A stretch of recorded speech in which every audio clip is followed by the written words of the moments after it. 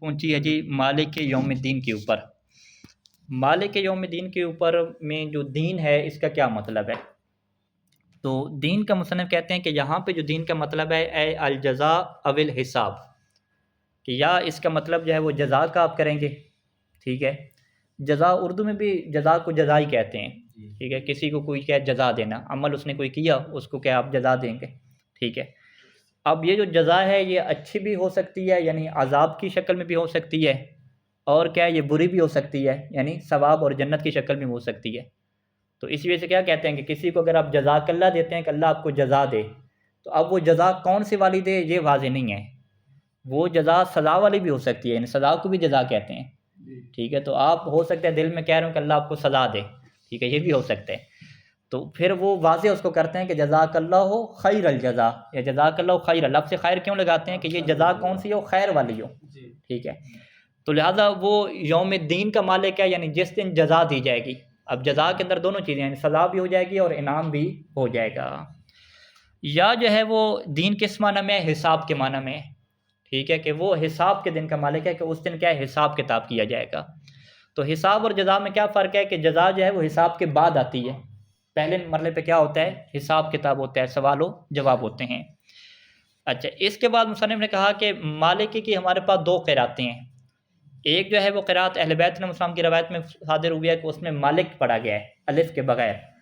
الف کے بغیر مالک پڑھنے کا مطلب کیا ہے کہ مالک کو اسم فاعل کے طور پہ نہیں پڑھا گیا بلکہ صفت مشبہ کے طور پہ پڑھا گیا، ٹھیک ہے۔ صفت مشبہ کس کو بیان کرتی ہے، ثبوت اور استمرار کو۔ جیسے آپ کیا کہتے ہیں کہ حسن الوجہ میں جو حسن ہے صفت مشبہ ہے، تو یہ دوام کو بیان کرے گا کہ اس کا چہرہ کیا ہے، خوبصورت ہے، یہ خوبصورت ہے، دوام ہے اس کے اندر، ٹھیک ہے۔ کریم ایسے ہے جس کے اندر دوام ہو تو وہ صفت مشبہ بنتی ہے۔ اس میں فاعل میں کیا ہوتا ہے، دوام نہیں ہوتا، ٹھیک ہے، اس میں کیا ہے تجدد ہوتا ہے، تحدث ہوتا ہے۔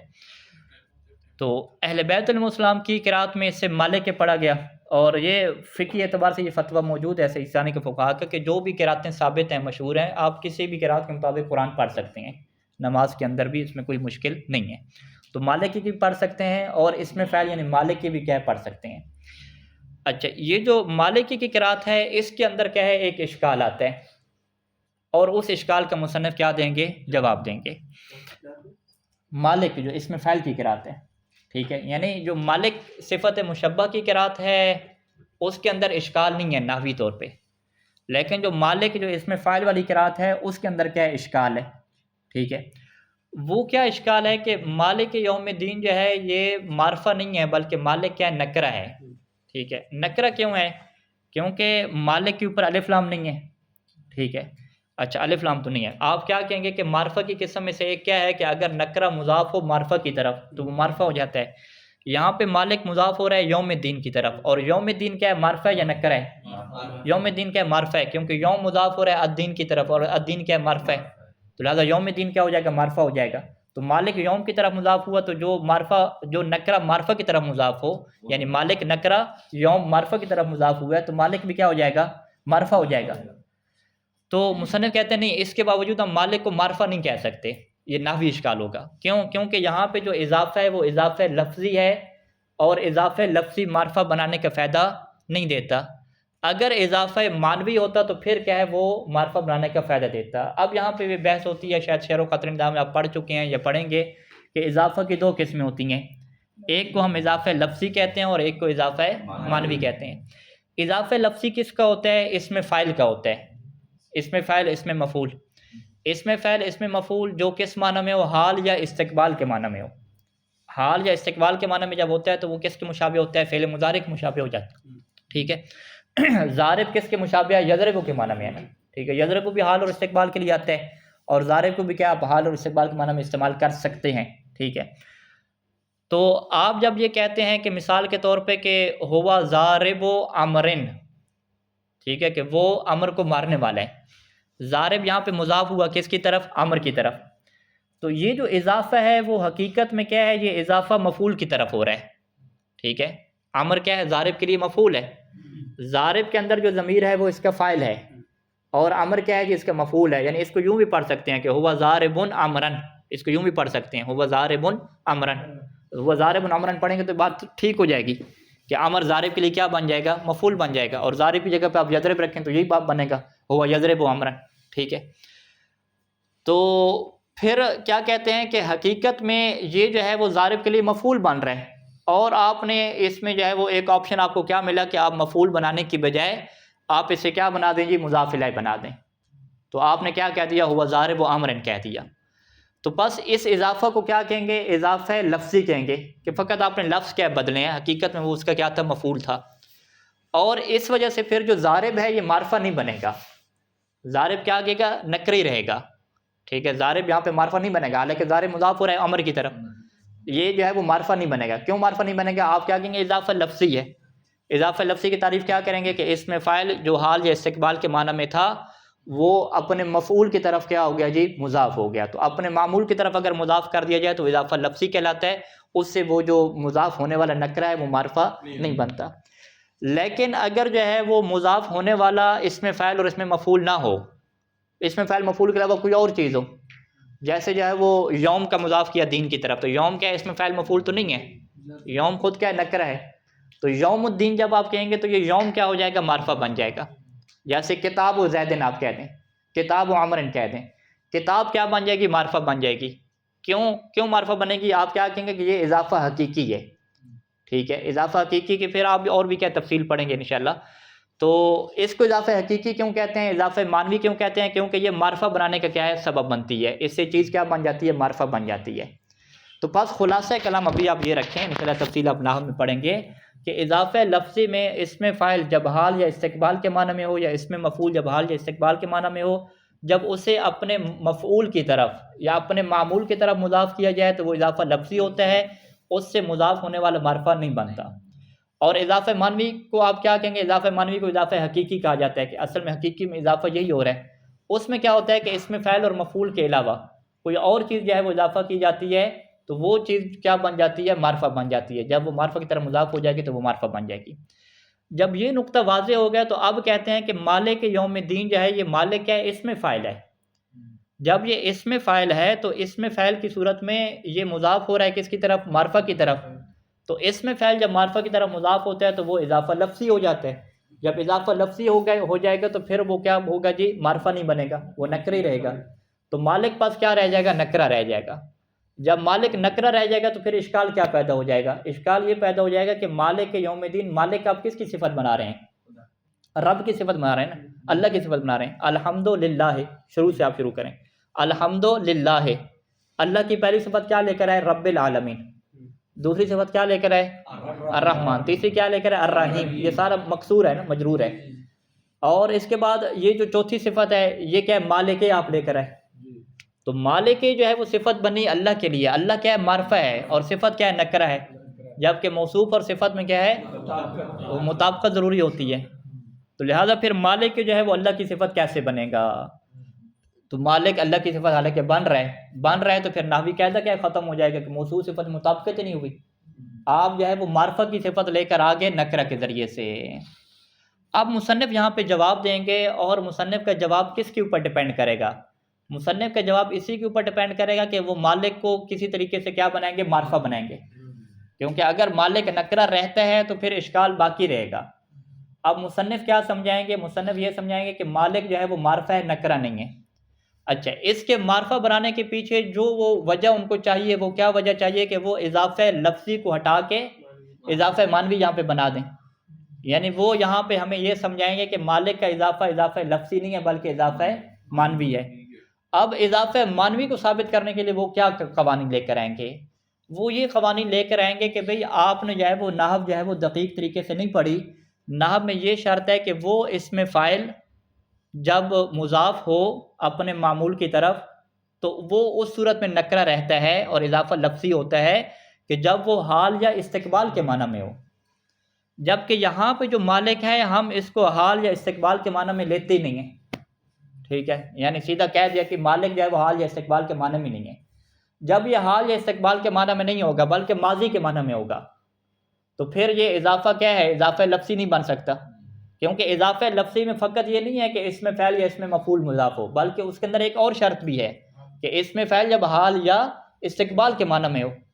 تو مصنف کیا کہیں گے کہ آپ نے ایک بات کو تو دیکھ لیا کہ جی اس میں فعل مضاف ہو رہا ہے، بھی اگلی بات بھی تو دیکھیں کہ اس میں فعل کس معنی میں ہو، حال یا استقبال کے معنی میں ہو. جبکہ یہاں پہ ہم کہہ رہے ہیں کہ مالک جو ہے وہ حال یا استقبال کے معنی میں ہے ہی نہیں. تو ہم کہیں گے بھی کیسے نہیں ہے مالک حال یا استقبال کے معنی میں؟ یوم دین کب ہے؟ مستقبل میں ہے نا. حساب کتاب اور جنت جہنم کب ملے گی؟ مستقبل میں ملے گی. تو اللہ جو ہے وہ مستقبل کے دن کا مالک ہے نا. اس دن جو ہے وہ اللہ مالک ہوگا، اللہ اسی دن کا جزا ثواب دے گا. تو یہ تو سیدھی سیدھی بات مستقبل کی ہے. مصنف کہتے ہیں نہیں، بات ہے مستقبل کی، لیکن اتنی پکی بات ہے کہ گویا کہ یہ ماضی میں ہو چکی ہے. ٹھیک ہے، یعنی جیسے فرض کریں کہ ایک بندے نے جو ہے وہ وزیر اعظم بننا ہو. آپ کیا کہتے ہیں کہ اس نے وزیر اعظم بننا ہے، مستقبل میں بننا ہے. لیکن اس سے کیا کہتے ہیں جب پیدا ہوگا؟ آپ کہتے ہیں یہ ابھی سے وزیر اعظم ہے جی. یہ کیا ہے جی؟ وزیر اعظم ہے. تو آپ ابھی سے وزیر اعظم کیوں کہہ رہے ہیں حالانکہ وہ بننا تو ہے نہیں؟ آپ کہتے ہیں کیونکہ اس کا بننا اتنا پکا ہے وزیر اعظم کہ آپ پاکستانی قوم کچھ نہیں کر سکتے بھی اس ہمارے بچے نے وزیر اعظم بننا ہے. تو جب کچھ نہیں کر سکتے تو لہٰذا ہم کیا کہیں گے؟ یہ ماضی سے وزیر اعظم چلتا آ رہا ہے. یہ پہلے سے کیا ہے؟ وزیر اعظم پہلے سے چلتا آ رہا ہے. تو اب مصنف کیا کہتے ہیں کہ یہ مجاز میں کیا استعمال ہوتا ہے کہ آپ مستقبل کے ساتھ سلوک کون سا کرتے ہیں؟ ماضی والا کرتے ہیں. یعنی مستقبل کو نازل منزلہ کس کے اوپر قرار دیتے ہیں؟ ماضی کے اوپر قرار دیتے ہیں. تو جب ہم اللہ کو مالک کہتے ہیں کہ اللہ مالک ہے حساب کے دن کا، حساب کا دن بعد میں آ رہا ہے، لیکن اللہ کا مالک ہونا اتنی پکی خبر ہے کہ گویا کہ ہم کہتے ہیں کہ یہ ملکیت اللہ کی ہو چکی ہے. اللہ ابھی سے کیا ہے؟ مالک بن چکا ہے. بلکہ شروع سے اللہ کی ذات جب سے اللہ کی ذات ہے تب سے اللہ کی ذات کیا ہے جی؟ مالک ہے. تو اس کا مطلب کیا ہے کہ ہے تو اس میں فاعل، لیکن ہم اس میں فاعل میں ہم ماضی والا معنی لے رہے ہیں. ماضی والا کیوں لے رہے ہیں؟ مجاز گوئی کی بنیاد پہ. مجاز گوئی کی بنیاد پہ ہم مجازن یہ کہہ رہے ہیں کہ اللہ مالک ہے. بھئی یہ نہیں ہے کہ مالک ہوگا. لہذا جب بھی مترجمین ترجمہ کریں گے تو وہ کیا کہیں گے؟ وہ یہ نہیں کہیں گے کہ اللہ یوم دین کا مالک ہوگا، وہ یہ ترجمہ نہیں کریں گے، بلکہ وہ کیا کہیں گے کہ اللہ مالک ہے. یعنی جب سے اللہ ہے اسی ٹائم سے مالک ہے. ٹھیک ہے، تو اسی ٹائم سے مالک کیوں کہہ رہے ہیں؟ ماضی میں کیوں مالک کہہ رہے ہیں؟ حالانکہ سیدھا اس میں فاعل کیا ہے؟ انہوں کہتے ہیں یہ چلتا ہے، ابھی عربی زبان میں چلتا ہے. تو بس لہٰذا ہم جب مالک یوم دین میں اللہ کی ملکیت کو ہم ماضی میں لے جائیں گے تو اب جو ہے وہ اضافہ لفظی نہیں ہوگا، بلکہ اضافہ کیا ہو جائے گا؟ حقیقیہ ہو جائے گا. جب اضافہ حقیقی اور معنوی ہو جائے گا تو اب یہ معرفہ بن جائے گا. جب معرفہ بن جائے گا تو صفت معرفہ کی صفت کیا ہو جائے گی؟ معرفہ ہو جائے گی. ایک مصنف نے کیا یہ جواب دیا. دوسرا مصنف نے کیا جواب دیا کہ بھئی ہم اس میں فاعل کو ہم لیتی جو ہے وہ کس معنی میں؟ صفت مشبہ کے معنی میں لیتے ہیں. یہ دوسرا جواب ہو جائے گا. یعنی اس میں فاعل حال یا استقبال کے معنی میں نہیں ہے یہاں پہ، بلکہ ہے ہی صفت مشبہ. صفت مشبہ میں حال استقبال کی بات تو نہیں ہوتی. کس کی بات ہوتی ہے؟ ثبوت اور استمرار کی بات ہوتی ہے کہ بھئی یہ صفت جو ہے وہ چلتی آ رہی ہے شروع سے، یعنی اس کے اندر بھی ایک ماضی پایا جاتا ہے. تو آپ مصنف کیا کہتے ہیں کہ آپ مالک کو جو ہے وہ اس میں فاعل کو آپ ضروری ہے کہ اس میں فاعل کیا معنی میں لو؟ آپ اس کو جو ہے صفت مشبہ کے معنی میں لے لیں. آپ سیدھے سیدھے آیت کا ترجمہ کیا کریں کہ جی وہ مالک ہے. یہ نہیں ہے کہ وہ کہیں کہ مالک تھا. آپ کے مالک ہے یعنی کیا مطلب؟ ہمیشہ سے مالک ہے اور ابھی تک مالک ہے، چلتا جا رہا ہے اس کی ملکیت. ٹھیک ہے، یعنی اسی کے لیے ملکیت ہے. تمام امور کا مالک ہی وہی ہے. آپ صفت مشبہ کے طور پہ لیں گے. اور پھر اللہ کی جتنی بھی صفات ہیں، یہ ایک بلاغی نکتہ ہے کہ ہم ساری صفات کو، اللہ کی صفات کو ہم لیتے ہی صفت مشبہ کے طور پہ ہیں کہ وہ صفتیں اس کے لیے ثابت ہیں، ہمیشہ سے ثابت ہیں. اس کے درمیان ہم دویت کے قائل ہی نہیں ہیں. تو لہٰذا اس میں فعل جو اللہ کے لیے استعمال ہوا تو آپ بندوں کی طرح نہ دیکھیں. آپ اس کو کیا دیکھیں؟ آپ اللہ کے مقام کے اعتبار سے دیکھیں. اور اللہ کے لیے جو اس میں فاعل ہوتا ہے وہ صفت کو استمرار اور ثبوت کو ثابت کرتا ہے کہ یہ صفت ہمیشہ سے ثابت ہے اور ہمیشہ سے کیا چل رہی ہے. تو لہٰذا اس بنیاد پہ بھی یہ جو ہے وہ اضافہ کیا ہو جائے گا؟ اضافہ لفظی نہیں ہوگا، بلکہ اضافہ کیا ہو جائے گا؟ حقیقی ہو جائے گا. کیونکہ اضافہ لفظی کی شرط ہی ختم ہو جائے گی. یہاں پہ اس میں فاعل جو ہے وہ فاعل کے معنی میں ہے ہی نہیں، بلکہ کس معنی میں ہے؟ صفت مشبہ کے معنی میں. اور تیسرا جواب کیا ہوگا کہ آپ جی مالک کی بجائے مالک کی قرات کو لے لیں. ٹھیک ہے، زیادہ اگر مشکل ہو رہی ہے تو آپ اہل بیت کی جو قرات مالک کو آپ پڑھ لیں تو اس سے تو ہے سیدھے سیدھے صفت مشبہ، تو اس میں تو اشکال پہلے سے کیا ہو جائے گا؟ ختم ہو جائے گا. تو لہٰذا مصنف کیا کہتے ہیں کہ مالک کے اندر بھی اشکال نہیں بنتا اور مالک کے اندر بھی کیا اشکال نہیں بنتا. مالک کے اندر نہ بننا بڑا واضح ہے کیونکہ وہ ہے صفت مشبہ، اور مالک کے اندر جو اشکال بن رہا تھا تو اس کو آپ اس طریقے سے کیا ہے؟ جواب دے دیں گے. ٹھیک ہے، بات واضح ہے انشاءاللہ. تو لہٰذا مالک یوم دین کا ترجمہ جو بھی ہمارے یہاں چل رہا ہے قرآن مجید میں، وہ کون سا ترجمہ چل رہا ہے؟ صفت مشبہ والا چل رہا ہے. سارے کیا کہتے ہیں؟ یہ اللہ یوم دین کا مالک ہے. مالک ہے یعنی وہ ثابت کر رہے ہیں، ثبوت کا معنی ہے. ٹھیک ہے، اچھا وقوریہ مالک. اچھا یہ ہو گیا. وصوغا عبارت کہاں سے ہے؟ صوغا سے ہے. صوغا کیا ہوتا ہے؟ جائز قرار دیا. تسویغ کہتے ہیں جائز قرار دیا. وصوغا وصف المعرفت بہ قصد معنی المضی. قصد تو کیا ہو جائے گا؟ سوا کے لیے فعل ہو جائے گا. معنی المضی، ماضی کے معنی کو قصد کرنا، ارادہ کرنا، یہ جائز قرار دیتا ہے. کس چیز کو جائز قرار دیتا ہے؟ کہ وصف المعرفت بہی، کہ معرفہ کا وصف لے کر آئیں بہی، کس کے ذریعے سے؟ مالک کے ذریعے سے. ٹھیک ہے، اشکال کا جواب ہو گیا نا، کہ ماضی کے معنی کا ارادہ کرنا جائز قرار دیتا ہے کہ آپ وصف لے کر آئیں. کس کو جی؟ معرفہ کا وصف لے کر آئیں. معرفہ سے کیا مراد ہے؟ لفظ اللہ، الحمدللہ، کہ اللہ کا وصف لے کر آئیں بہی، کس کے ذریعے سے؟ مالک کے ذریعے سے. مالک کے ذریعے سے آپ معرفہ کی صفت بیان کر سکتے ہیں. اس چیز کو کیا چیز جائز قرار دیتی ہے؟ کہ قصد و معنی المضی، کہ آپ ماضی کے معنی کا ارادہ کر لیں. ماضی کا معنی کیوں ارادہ کریں؟ تنزیلا لمحقق الوقوع، کہ آپ نازل کر دیں، آپ رکھ دیں. کس چیز کو؟ محقق الوقوع، وہ چیز جس نے ابھی متحقق ہونا ہے، وقوع، جس کا وقوع کیا؟ متحقق ہونے والا ہے، اس کو آپ رکھ دیں. کس کی جگہ پہ رکھ دیں؟ منزلۃ ما وقع، اس کی جگہ پہ رکھ دیں کہ جو واقعہ ہو چکی ہے. کہ اللہ کا مالک بننا واقعہ ہونا ہے یوم دین کے ٹائم پہ، تو اس کو آپ کس کی جگہ پہ رکھ دیں؟ ما وقع کی جگہ پہ رکھ دیں کہ اللہ مالک بن چکا ہے. اور آپ ایسا کیوں کہہ رہے ہیں؟ کیونکہ اللہ کی ملکیت بڑی ثابت ہے اور اس کی ذات کے اندر اس طرح سے پائی جاتی ہے، یقینی ہے، یقینی ہے. تو لہٰذا آپ ابھی سے اسے کیا کہہ رہے ہیں؟ مالک کہہ رہے ہیں، بلکہ زمانہ ماضی سے اسے کیا کہہ رہے ہیں؟ مالک کہہ رہے ہیں. اچھا، یہ ایک جواب ہو جائے گا. دوسرا جواب کیا ہے جی؟ او قصد الاستمرار الثبوتی، یا آپ اس میں فعل سے معنی کس کا کریں؟ صفت مشبہ والا کریں. یعنی آپ معنی کر لیں، ارادہ کر لیں استمرار کا، اور استمرار بھی کون سا؟ ثبوتی کا، کہ یہ صفت اللہ کے لیے ثابت تھی اور ابھی تک یہ ثابت ہے اور ثابت رہے گی. استمرار ثبوتی، یعنی اللہ کی جو صفت ثابت تھی یہ ہمیشہ سے چلتی آ رہی ہے. یعنی آپ ترجمہ کیا کریں؟ آپ یوں ترجمہ کریں کہ مالک الامر کلہ فی ذالک الیوم، کہ وہ اس دن تمام امر کا مالک ہوگا. ٹھیک ہے، یعنی مالک کا ترجمہ کیسے کریں؟ آپ مالک سے کریں، مالک الامر. آپ یہ نہ کہ مالک یوم دین، مالک یوم دین کی ترجمہ کیا کریں؟ مالک سے کریں، مالک الامر، آپ یوں کہہ دیں. یا آپ یوں ترجمہ کریں کہ لہ الملک، لہ الملک میں بھی کیا ہے؟ استمرار کا معنی پایا جاتا ہے. ٹھیک ہے، مالک آپ کیا کہیں کہ مالک کیا مطلب؟ لہ الملک، آپ یوں ترجمہ کریں کہ اسی کی کیا ملکیت ہے، بکسر المیم فی ہے، کہ آپ جو ہے وہ ملک کے اندر کیا لگائیں؟ کسرہ لگائیں، اور مالک کی بجائے آپ ملک سے ترجمہ کر لیں کہ لہ الملک آپ ترجمہ کریں. تو اس سے کیا ہو جائے گا؟ استمرار ثبوتی والا معنی ثابت ہو جائے گا. پس نتیجہ کیا نکلے گا؟ کہ فاضافته حقیقیۃ، فاضافته، اضافته کس کا اضافہ؟ مالک کا جو اضافہ ہے، یہ اضافہ کیا ہو جائے گا؟ حقیقی ہو جائے گا، یعنی اضافہ معنوی ہو جائے گا، اضافہ لفظی نہیں ہوگا. ٹھیک ہے جی. تو یہ مصنف کی ایک لائن کے سارا مطلب کھلا نہیں کھولا ابھی تک. ٹھیک ہے، سب کو سمجھ آ گیا؟ ہاں جی. کون بیان کرے گا آپ میں سے؟ کون بیان کر سکتے ہیں؟ ارشد صاحب بیان کر سکتے ہیں. آپ ایدر صاحب، آج ہور صاحب آف لائن ہے بھائی. ٹھیک ہے، ٹھیک ہے، ایک دو بندے یہ ہمارے ساتھ ہیں. ہاں، ذکی صاحب بیان کریں والا.